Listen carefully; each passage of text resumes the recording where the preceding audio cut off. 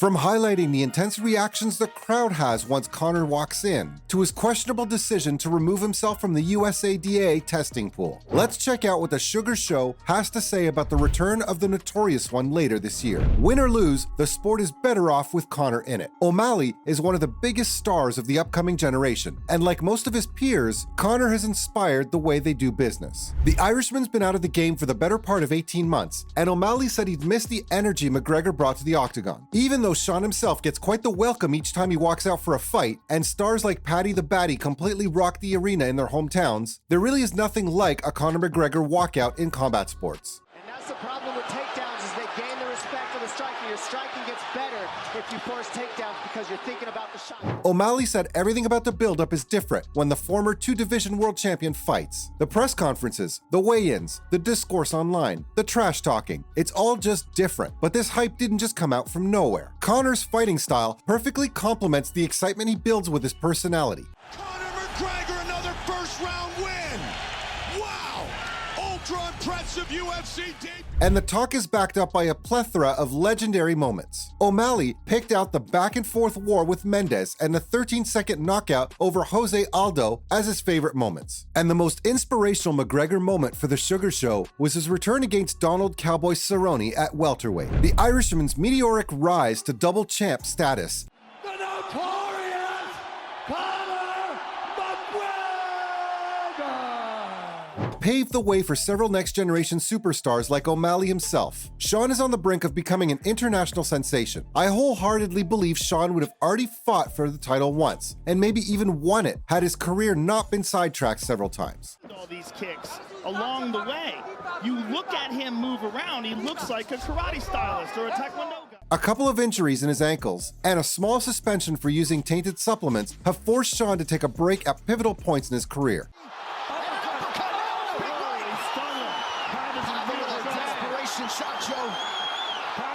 It was only when he leapfrogged the entire top 15 to take on former champion and one of the toughest fighters in the division, Peter Yan, that Sean got the complete spotlight, and he made the most of it by putting on an absolute killer performance and getting a decision victory.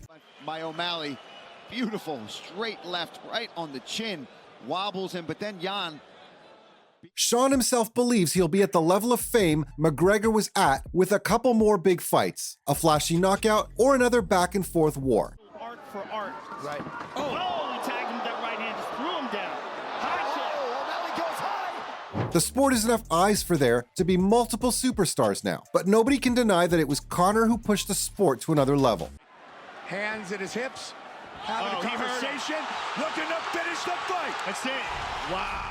A big part of Conor's legacy wasn't just his personality and his winning streak, it was the fact that Conor had never failed a drug test in the UFC. It brought a great deal of credibility to his rise to both titles. But O'Malley thinks all that might be about to change because of a few decisions the Irishman has taken for his recovery. It's suspicious Conor removed himself from the USADA testing pool. Well, suspicious is putting it lightly. It's pretty obvious McGregor is on some kind of steroid for his recovery. I'm not judging the man here. It's a really common step in recovering from major surgeries like the one Conor went through. Set up from the overhand. He goes back and forth, and that's what's made Nurmagomedov the best.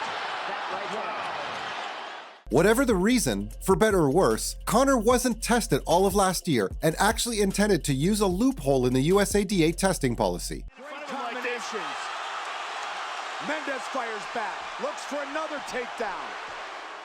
It's required for a fighter to be tested randomly and continuously for 6 months before they're allowed to compete inside the octagon. But Conor intended to sidestep that policy and return in early 2023. But thankfully, that's not going to work. There's a reason the athletic commissions have rules against doping, steroids, and performance-enhancing drugs. USADA is a pretty well-respected agency charged with the protection of fighters. You can't just sidestep the rules. It doesn't matter who you are. For Conor, that concept is even more intense because of how famous he is. Watch closely.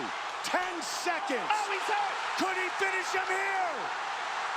Conor! At the end of the day, his popularity with the fans is the reason he's as big a star as he is. And being labeled a cheat could be the final in the declining career of Conor McGregor. Conor could fall from grace and become a bad example for future generations. MMA is a really young sport, and a few stars can set trends for years to come. If Conor starts the trend of leaving the testing pool each time you have an injury, fighters will start copying him and ruin the integrity of the sport. It's a loophole that's very easy to exploit because there's no telling how intense an injury needs to be for one to remove himself from the pool. Good hip escape there by Conor. Needs to keep going if he has the energy, but again, Khabib uses those legs. Maybe some fighters find a way to make a habit of misusing the policy and consistently use performance-enhancing substances throughout their careers. It's not like the advantages of the drugs only stay for as long as you're using them. They allow fighters to train in ways that give them lasting advantages. Even McGregor getting as big as he is and being able to train throughout recovery is an advantage many fighters can only dream of. But those are all long-term harms to the sport caused by this potential miscarriage of justice. There are also going to be immediate repercussions for Conor. No matter who gets their hand raised, Conor will come out as the loser against Chandler. Steroids are the kryptonite of fighters' legacies. They're the only reason people don't universally consider Jones the GOAT of the UFC. Let's say Conor wins the fight against Chandler even after taking the necessary 6 months he needs to take while the Ultimate Fighter's on the air.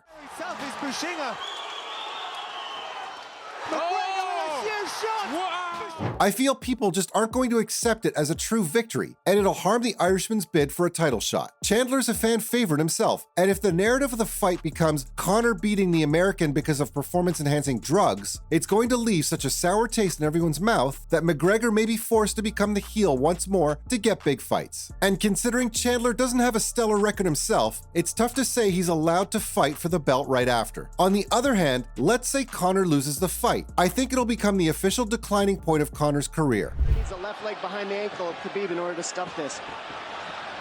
And now he's got it. But a good defense by Conor. The first loss against Dustin could be ring rust, and the second could be a freak injury. But getting time off from drug testing, recovering fully, and then losing to a fighter with as many wins in the UFC as losses, that's not the story of a fighter on the verge of a resurgence. But this is the fight game. Anything can happen, and I don't think Conor's going anywhere for a few years. Jose Aldo Jr. Conor relaxed and smiling. Oh no! He slapped him! The last stage of Conor's career begins with his toughest fight in years. I frankly believe Chandler versus McGregor is going to be extremely explosive, and win or lose, it marks the start of McGregor's final bid for a title in the UFC. Age is catching up to Conor, and I'm sure he knows it too, which is why even Chandler was surprised Conor took the fight against him. The American said it's pretty well known in the UFC that only fighters looking to make a serious statement sign the dotted line against Iron Michael. Conor could have fought anybody and coached the Ultimate Fighter against anybody. It would have sold the tickets. But picking a top 5 contender as unpredictable and as proficient in wrestling as Chandler is clearly a bid by Conor to fast-track his addition to the title conversation. Before we get too ahead of ourselves with predictions, Conor has to rejoin the pool and start clearing some tests. Till then, folks, that's all you need to know about Conor McGregor's back and forth with USADA.